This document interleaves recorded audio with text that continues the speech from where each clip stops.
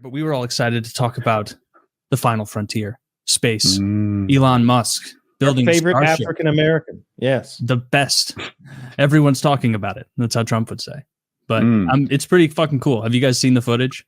I think I heard about it. Did they land a booster? Is that the deal? Yeah, it's enormous. Like, it showed how big it was compared to the previous ones that they kind of had success with. Like, you remember, like, I think it was 2019 was the first booster that SpaceX like sent up, and they're like, hopefully it can land itself. And like, it was this little like module looking thing, and it like was, you know, it succeeded, but it wasn't like blowing anyone's mind. This thing's like 20, 30 times bigger. It's like a building. It's huge. It's really big. I think the idea is because, 250 tons. Because once again, they're able to like reuse the thing over and over and save costs.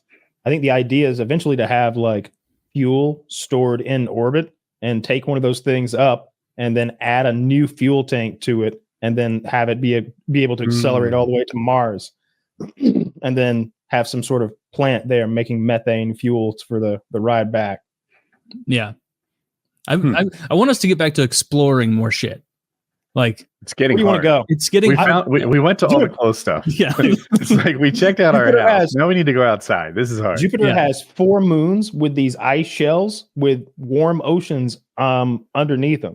I want to know what's in those oceans so bad. If there's some sort of like the way we have that deep sea life here on the vents, those that's living off of like sulfur and evil at hundreds of degrees. Like one of them, I can't remember which. It's like Ares, Ganymede, Ceres, and Titan maybe. One of them has like geysers that shoot out because there's like activity down there. It gets flexed by the gravity of Jupiter, like the shell does, depending on which side it is, and that presumably warms the ocean through friction. What are the geysers shooting out? They don't know. Oh, really? They were all right. So they do that light spectrum analysis or something. No, it was water. Oh, neat. Well, it's ice. Wow. You can see that it's ice.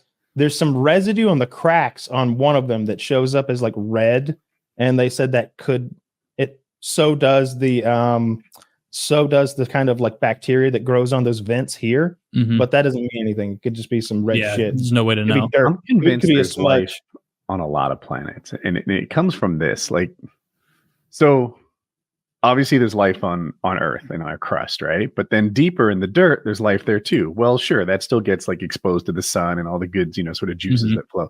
But as you get deeper and deeper, they found life in Earth's like core and magna, right? Like, this is so where we didn't think life could live, we've now discovered it. Something under the crust, deeper than we ever thought, not in the dirt layer, but in the dead layer. They've discovered things that are alive, and it has caused scientists to reevaluate what they think the conditions for life are. They're broader than we used to think they are. So if you're telling me that there's no life on this Jupiter planet or moon, then I'm skeptical. I think something's alive there. Not intelligent, but there'll be something living, whether it be bacteria or whatever. I want there to be like fish. I want there to be fish. I want there to be like little things that could I want a real animal that I can see with my eyes. Dude, that would be so cool. If you sent an American up there to go and like drill a fucking hole and then catch a fish, he'd be the greatest fisherman in the universe. Be such a flex if I had one. Oh, can you imagine? like he brings it back, but Neptunian. He immediately guts it and he gets it like on a plaque, like a bass. They train a fisherman to be the first right. to go to Titan. Like they did with the oil drillers in Armageddon. It's way easier to train an ice fisherman to be an astronaut than it is to train. I told them the whole time I'm more of a hobbyist, but they wouldn't take no. No, I'm super into that. I'm super into that idea that there's likely to be life in one of those weird, awful, dark environments.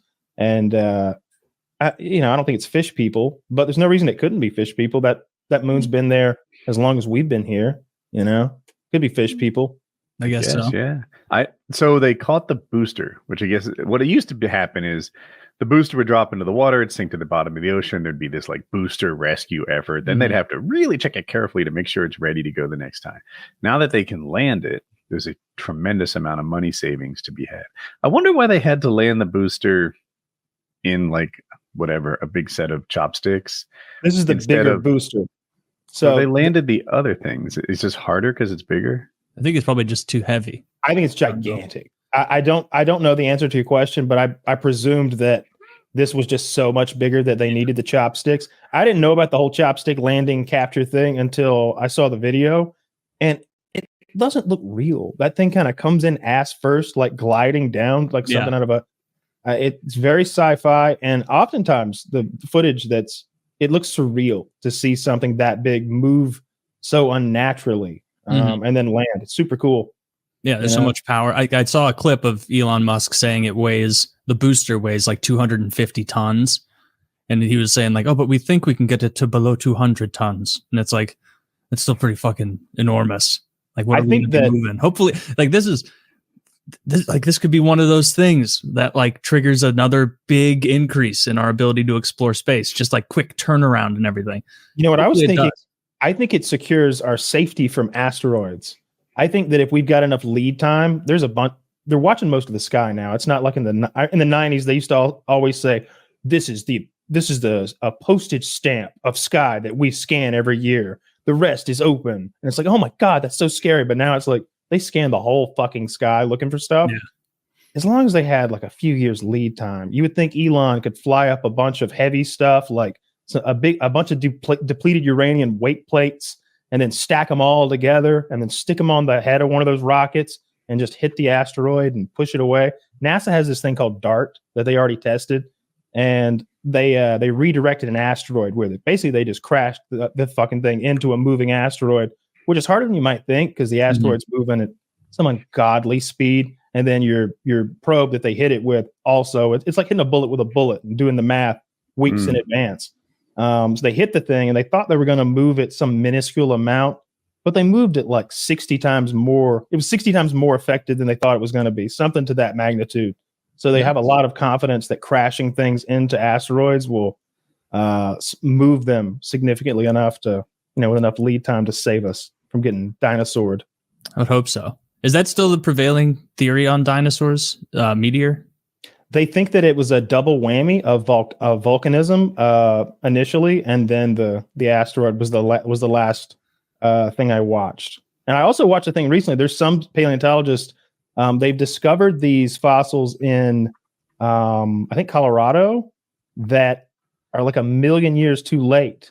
So they think there was actually, you remember the cartoon, the Land Before Time? Yeah. There was like that one valley where like the dinosaurs kept living for a while. They literally think they found that, where dinosaurs might have gone on living for like 500,000 to 1 million years longer than anywhere else on the planet ever discovered. I thought that was cool. Super fun. Yeah. Especially based on, I liked that cartoon as a kid. Land Before Time was great. Littlefoot and the gang against all odds, man. You watch that show and it's like, this is going to be the time the T-Rex gets them. Nope. They got away again. I felt bad for the T-Rex after a while. It's like, what's he going to eat? He's hungry. I hate plot armor. You hate plot armor. He killed his mother right away. They bandied. You gotta kill some main characters. Game of Thrones was okay. Walking Dead is the best character killer of any show I've ever seen. A&E's the best character killer. That's why they had to kill his characters off. Everybody quit. Okay. Yeah. I thought you were gonna be like, there's this show and that show and like. Yeah. No. But I do believe there's life up there under one of those ice shelf moons. And is that where you would pick? Like if you're in charge? That's what I was done. Yeah. That's where the money goes. If Elon's like, Kyle, we've only got enough money to explore one celestial body. Mm-hmm. Where do we go? You're like fucking Titan. Yeah. Europa, I think is the one. I think that's the one. But I don't know. I've watched little mini docs about that's what Neil deGrasse Tyson also says. I think he agrees with you. I think maybe that's the one that had the visible geysers that they were able to spectrum analysis and see that it had like maybe some friendly chemicals for life or something. Or maybe start by sending some unmanned stuff there. Like it seems so like the ice is really thick. I think I remember the ice being like 1 kilometer thick. So we're going to need a really cool in the summer. What are you, stupid? In the summer. Go during the daytime. Can they bring perhaps a very long drill? What was that Bring a dumb bitch who was fire. like, Just let a fire and wait. measuring about what the temperature of the sun would be during nighttime or something like that. Like so this is the most Not enough. You know what I want so I don't know who Elon Musk's friends are, but I want one of his inner circle friends to get him like addicted to exploring the bottom of the sea the way he's addicted to space. No, I would like if he came up with a company that was like, you know, the Delving Company or whatever the fuck, like just something, and he just became obsessed and started mapping the deepest areas, finding new animals.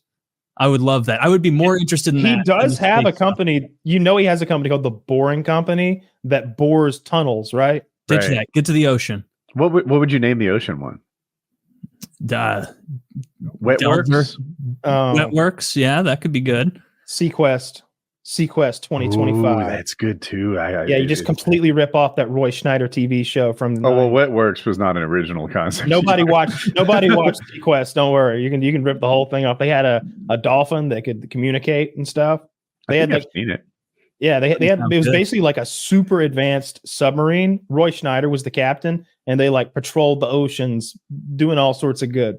You know, stopping all all that ocean crime, underwater crime. Yeah, you know, they had a niche. Shark. Do you guys like very powerful submarine? Is your guys' curiosity about the bottom of the ocean even close to your space curiosity? Yes. All right. Yes. So there's so much space that I know for sure. There's some shit out there. I think even in our little galaxy, there's got to be some shit out there. There's some people. I think there are some people, or there were some people, one or the other, like us, like that sat around and thought about us. You know, that we'd be an alien civilization to them. I believe that fully, but I don't know if we're ever going to be able to figure that out. Like certainly not within our lifetimes or anything like that. But down in the ocean, there's a few weird anomalies, right? So that Challenger Deep is so fucking deep. It's deeper than the Mount Everest is tall. It's crazy, crazy deep. It's completely unexplored, really, what's down there. And you could have some smart shit living down there. You could have some sort of weird, intelligent species of people living down there. Maybe that's what the UFOs are. Maybe it's the fish people coming up, and like the air up here is like their version of outer space. They can't even imagine outer space. That's like a level above. That's like a fifth dimensional being to them. They can't imagine outer space. I'm having a hard time letting go of space as being exciting. Hey, Ed. Good to see you. What's going on? We're just talking about space and the sea. And every time we do sea exploration and find some new fish, I struggle to give a fuck. It is not interesting. Oh, look, here's an ugly brown or gray fish who doesn't go very far from this warm spot doing nothing his entire existence. I'm like, let's go to space. I've seen enough. The ocean is basically a wet desert and of nothing to see. Or lucky for you, Woody, no one is funding ocean exploration. No one is funding that. It should be funded. It should be funded. When's the last time you saw an aquanaut? You know what I mean? I've never seen an astronaut either, for what it's worth. So the kind of question posed, Ed, was, are you as intrigued by like a bunch of missions trying to find what's like at the bottom of all the deep trenches in the ocean, finding all those creatures as much as you're interested in space? I remember in elementary school, it was like 1 or 5% of the Earth's oceans had been explored. Have we increased that in the last 20, 30 years? Not enough. No. Not really. Not enough. They found like 100 new species of deep sea fish just in Chile this past year. Yeah. And so there's a bunch of cool shit down there and we don't know about it yet. And I want to figure it out. We're not going to find any, we're not going to get to cool space stuff before we're all dead. And so, you know, I may as well see something cool in the ocean. Yeah, I mean, I would assume that there's just endless craziness out there that we'll, you know, maybe occasionally see wash up over the next 100 years and be like, wow, I wonder how many more of those there are. But it's wild for sure. I feel like you're going to go a lot further in space before you find something that stares back at you. For sure. It's a denser area of life in the ocean, obviously. And it's right there. Like we know how to get it. It's not like space where they're like, but how do we get 20 billion miles away? And it's like, we're not quite there with the technology yet. It's like, we can get to the bottom. We can do that. We can go to the deepest place in the ocean and look around. It's just, there's so much space. I mean, they're doing that. They do it. A little, and it's boring because there's no light there, so there's no energy there. There's no algae. There's no food chain. There's just a little bit of like sulfur leaking from the ground that they managed to survive on somehow. But they got cool stuff down there. We just don't know all of it yet. Yeah. Well, there's a good bit more available than there is in space. Yeah. We're talking about like Europa, though, where there's ice geysers shooting up or something. And Kyle explained that Jupiter's gravitational pull causes its moon Europa to flex, which gives it heat, which is why there is liquid water. I almost call it liquid ice. And that flexing is friction, which is heat, and there's water, and there could be fish there. Or amoebas or frogs or color. Or fish people with like big three-titted women. Don't bother me with your brown fish. That's what I'm telling you. If you find another gray fish at the bottom of the ocean, keep it to yourself. I don't care. What if we find this attitude? We never ever would have found the anglerfish, which is sick. There could be mer people. Crazy teeth. Yes. Yeah, the anglerfish is arguably the coolest fish in the whole ocean. I don't know about that. I mean, it's got its own lure. It's bioluminescent. It looks like it's got a demon face. I mean, it's an okay fish. I don't know. I feel like I just like mush it. You know what I mean? You know what's funny? Like if I looked if I looked it up right now and that thing was like a 2-pound fish, I'd be like, oh, that's fucking gay. It does not weigh 2 pounds. It's less than that. It's got to be less than 2 pounds. I bet it weighs 3 ounces. Oh, that's not real. All right, well, that's not real. Well, this is Finding Nemo, clearly. The Disney rendition. This was startling in the movie. Strike that from evidence. Yeah, it's immediate. God. So, when do you become an astronaut? Because you can do anything you want up there. Is that what that means, Woody? Class G? Class G is the lowest restriction. Class gangsta. Yeah. Hell yeah. Yeah, I don't know how realistic it's international air past. No, it means that like there's no flight rules. You're allowed to fly like in clouds, basically, like anything. Okay. You know, communication goes down. Oh, that reminds me. Oh my God. So in Zambia during the space race between the USSR and the United States, there was this kook who was fascinated with science and space travel, and so he created his own position as like the Minister of Space and Science. He made it up, and then he started training his own space force, the Zambian Afronauts, and it's just these black kids on an old abandoned farm. Like they've got like old bunches of pipe and stuff. They got this one kid in like a big swing. They're like rocking him back and forth. I guess preparing for like Martian air or Martian gravity or maybe moon gravity. Wow, they're going straight to Mars, huh? They were aiming high. That's good. Yeah, I watched. I like it. The Zambian Afronauts. There's a great YouTube video of it. I was thoroughly entertained. I love anything. I like when people shoot for the moon. Did they get up in the air at all? No, not even in the slightest. Did they? They never. Not a little. No, not even a little. Zambia. No, they didn't get anywhere off the ground at all. I don't think they were ever going to either. I don't think they had the funding. We are returning to the moon no sooner than 2025. That's what they're taking. Same as NASA, as if it's funding. NASA's doing what they have with the budget they've got. You know, dude. NASA's getting embarrassed now. They are. They're not. By Musk. Musk is fucking. Musk's companies also take federal dollars and all that shit, but like. They don't get Musk's companies don't get nearly the money and the allotment that NASA does. It seems to me like it's just revealed that like NASA's doing a lot of fiddle fucking around. They're not getting it done. Like I told you about the DART program where they moved an asteroid as a part of the planetary defense program. Get back to the goddamn moon. What do you want to go to the moon for? What are you in a hurry for? What do you want on the moon? We went there like 4 times in the 60s. And we're like, he's got to get back up there. We went there like a dozen times or something. What do you want up there on the moon? What do they got that we need so bad? I mean, there's probably something neat somewhere. We haven't even explored that moon dust is like space asbestos. Yeah. Throw a Dollar General up there. Yeah, like we don't even have a spacesuit. Do you know that we don't have a spacesuit that would work on the moon? Don't even admit that live. That's humiliating. Wait. Why don't our spacesuits work on the moon? Because we have spacesuits. The ones that when they went to the moon, the space dust is like space asbestos. It's this tiny particles of evil that get in all the zippers and the Velcro and inside the capsule. And they were only up there for like a day. And they like went up there, landed, like took a nap, explored, like slept some more, and then left or something like that. And it was becoming a problem. It was getting in the joints of the spacesuit, and the spacesuits were breaking down. Like major components of them were no longer working. You might be overestimating how much I know about asbestos. Is it like powdered sugar? Well, asbestos is a mineral that you mine from the earth that's carcinogenic. It's these tiny little fibers. They use it industrially for brake pads and insulation. They still do, even though a lot of the government buildings don't anymore. That's what brake pads are made out of. But what I mean by this moon dust is it's very tiny, hazardous little particles that get in everything and ruin everything. Like, well, how did we do it the first time? Like I said, they were only there for a couple of days, and the spacesuits were breaking down. They didn't. And it's been, yeah, you're right. It's been a mere half century. We couldn't have put together. What do you want to go back for so bad, Taylor? You want to do some exploring on the moon? The moon is a nice little stepstone to other cool places. Like I think the last time we went to the moon was like 1971 or so. I want to go to Venus. So to Taylor's point, like I'm so terrestrial, I'm like, well, we could set up a little station there, put some fuel, and then eventually launch from the moon and go to Mars or something, right? Where it's lower.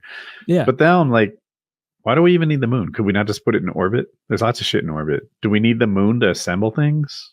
The moon's way further away than our low Earth. Like we've looked at the diagram before where it shows where the space station is, and it's so close to the Earth on a blown out image that it's like, oh fuck, that's like not even in the vicinity. That's closer to Florida than the moon by orders of magnitude. When you see it in scale, they're basically just flying. Like it doesn't seem like they're in space. It's less impressive than I want it to be. Like it's I want to go to Mars, or I want to go to one of those cool moons. I don't care about our moon. I don't. But think of all the other technological things that we did 70 years ago that we haven't done since. I would like to put some cool weapons on the moon. If we could put a missile base on the moon. Now, here's what I'd like. Look at phones in the last 20 years, and we can't turn the moon into right a now. Death Star. I'd be up for that. If the moon suddenly had like some ordnance on it, and anytime anybody stepped out of line, USA, like you saw it coming, you're like, oh shit, somebody fucked up. I would like the moon to be more of like a resort, like a fun place people can go and enjoy space. The fact that I can't go to the moon on Royal Caribbean bothers me. Yeah, I should be able to get on fucking a Scandinavian cruise, zoot right up there, enjoy myself. Even if we skip the moon, scary as fuck, I would also want to skip Mars. You don't want to go to the moon? Because Mars doesn't see. If we're gonna skip the moon, let's go straight to one of those moons on Jupiter. Because those seem like they have more hope than Mars. Mars seems like a fucking shithole. But to say that the moons of Jupiter are like our greatest hope is like, have you ever been to Canada? Like, there's nobody there. You can live there if you want. It's hard to get internet, but there were people there when I visited. Yeah, not call those people. Anywhere in Canada, drive 60 miles north, and there won't be people. Right. You know, shoot in any direction, and your odds of hitting a person are near zero. Mm-hmm. And I mean, the American way. If there's people here, they'll be upset that we've shot at them. Yeah. Mm-hmm. But I need to see some kind of exploration that America is leading the way in, whether it's the deepest of the sea or the furthest reaches of space. It's been too long since we've been like exploring again and really, jumping with both feet into that pool. And so I want to see cool exploration. I want to see new animals. I want to see new stuff on fucking Mars or Titan or Europa, whatever it is. But enough is enough with the fucking waiting game on space exploration. Let's do it. Let's get it done. It's politically unpopular. Every time someone says we're going to go to Mars, they come back and say, but there's a homeless vet. Oh, come on. Put him on Mars. Let him live there. That's what Taylor, tell him to get jobs, right? Taylor, in private, he's like, these homeless vets have no work ethic. They just can't get it done. Give them send them to the VA and give them some money or whatever, and then we'll spend all the rest exploring space, exploring the cosmos. That's tight. That's cool.